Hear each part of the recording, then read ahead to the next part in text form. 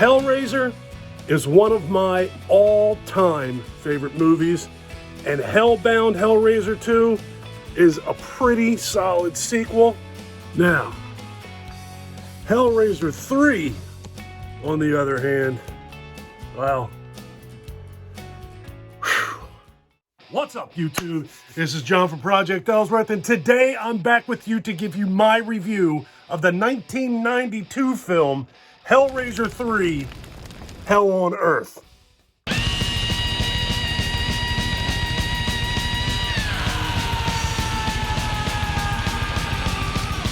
So this film begins with some rich dude walking down the road. He wanders into some sort of an art gallery. After he wanders into said art gallery, in the background you see the famous Pillar of Souls rotating over his left shoulder. And he approaches the Pillar of Souls. As he's admiring it, some seemingly homeless dude wanders up to him, asks him if he likes it. The rich dude says, "How much will you take for it?" Or "How much is it?" And the guy's response is, "Whatever you think it's worth." Pulls out a wad of cash, gives it to the homeless dude, and now he is the proud owner of the of the Pillar of Souls. The homeless dude, he's kind of represented as like the curator of this art museum. But I kind of have to assume, just by the appearance of this man, that he is supposed to be kind of in the same essence of the homeless dude from Hellraiser that was in the pet store eating crickets. Sort of an important side note, the guy who just bought this Pillar of Souls also is the owner of a nightclub called the Boiler Room. Next, we're introduced to a reporter who seems like she just can't catch a break. She's standing in a hospital, ain't nothing going on. All of a sudden, her cameraman gets a call that he needs to head over to the Boiler Room where there actually is a story. Something's going on, and he needs to get over there. Go figure. Something's going on over at the Boiler Room. As soon as he leaves, a patient from the Boiler Room is wheeled into the hospital, and he is dragging chains, bloody chains, down the hallway with him. These chains are attached all over his body with hooks. He's wheeled into the emergency room. Of course, this is as soon as this woman can't catch a break. This happens like immediately after the cameraman leaves. He gets wheeled into the emergency room where lightning starts striking. The chains are ripping out of his body. Everybody in there is getting killed, mutilated by chains. This guy's head explodes, and then you see a shot in the background where this guy's laying on the bed and his head is still intact. If you pay attention, you see a whole lot of crap like that in this movie. So right after blown up head guy, all this incident takes place in the emergency room or in the operating room, wherever the hell he is. Some other girl's in there, and she's the one that actually tells the reporter that this guy came from the nightclub called the Boiler Room. So the next thing we see is this crazy ass nightclub. Looks like something out of like the Lost Boys. It reminds me of the nightclub from the Lost Boys, minus the shirtless saxophone player. So now our reporter goes over to the Boiler Room, and when she's in there, she immediately is introduced to a live show performed by Armored Saint. Hey. Anyway, she goes in there, she looks for the owner of the club, she meets the owner of the club, and he's a prick, just like you would think he would be.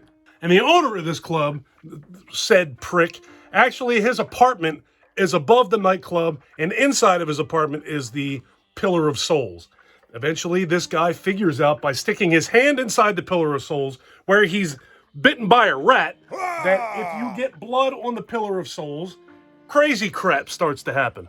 Yeah, like Pinhead shows up. So shortly thereafter, we see the Pillar of Souls all intact, but now Pinhead's face, and only his face, is alive and well in this Pillar of Souls. He convinces this guy to start bringing women or bringing humans or whatever. He just ate a girl that he picked up from the nightclub. So now he's convincing this nightclub owner that he's got to bring more women to him so that he can consume them and become whole again, which is an all too familiar theme in these movies. Eventually, the reporter comes across the puzzle box and spends the rest of the movie trying to put Pinhead back in the box. I'll tell you what, if this movie was a standalone film, chances are that maybe I would have enjoyed it more. However, the original film and the Hellraiser 2, the sequel, are such fantastic movies. They're very well acted. They're very well made. They're very compelling stories. Pinhead is an awesome character. They're so good that my mind won't even allow me to enjoy this movie, to be totally honest with you. I reviewed Hellraiser and Hellbound like a significant amount of time ago. And the intention was to do all the movies in order and then do a ranking of those movies. Well, life happened, things got in the way. My YouTube channel turned into something other than horror movie reviews. And here we are today. I finally forced myself to sit down and watch this movie. And this is like the third time that I tried to do this. I could not hardly pay attention to this movie. It's nothing that we haven't seen before in the Hellraiser universe. It's just, I think it's very poorly written. I think it's very poorly made. I think that the characters in this movie are awful. There's nothing about this that holds up to the first two films for me. I don't even think that the second film holds up nearly as well as the first film does. This thing is not even remotely close to the second film. Bad acting, bad effects. It looks like this movie was made for about 10% of the budget that the first two films were made on. The story, for me, is kind of silly. It's the same old trope where you find one guy, he's kind of an asshole. Yeah. He's trying to lure in girls and sacrifice them for his own greater good, basically selling him his soul to the devil. Even the Cenobites in this movie. Remember how cool the Cenobites were in the original movies? We had Chatterbox, and we had Butterball, and we had female Cenobite. Great name. In this movie, we have camera Cenobite, and we have DJ Cenobite, and the horrifying bartender Cenobite. It's absolutely ridiculous. This movie was so bad that it was like the Cenobites didn't even want to be in this movie. There really was not anything about this. I can pretty much guarantee you that now that I've done this review for this movie, unless my kid wants to watch it or something, I'm probably never going to watch this movie again. I saw this movie in the movie theater in 1992 when it came out, and it has been many, many years since I tried to sit down and watch this movie again. When I did, I couldn't do it. I tried again, and I still couldn't do it. This morning I watched this movie, and I found myself trying to look at email and trying to look at text messages and stuff on my YouTube channel and my mind was trying to make me do anything possible to not pay attention to this movie. I'll tell you what, I can't stress enough that I don't recommend this movie to anybody. Hey, look, I'm never going to tell anybody to not watch a horror movie. Everybody has an opinion. There's people out there that probably love this movie. I'm not one of them. Not for me.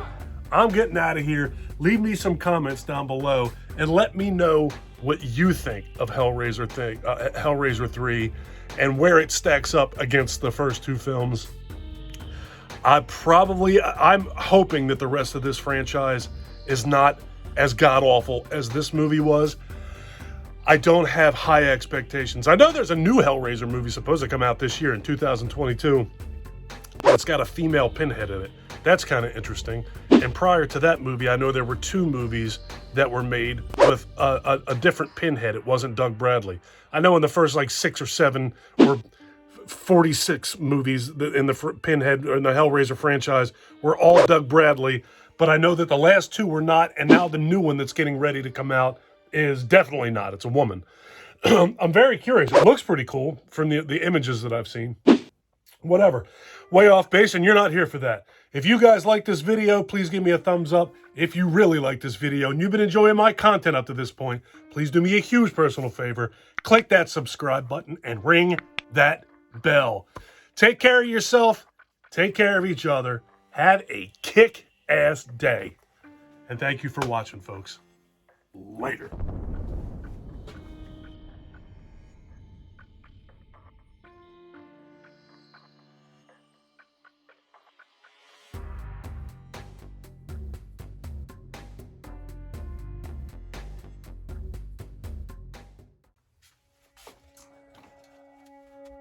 What's up, YouTube?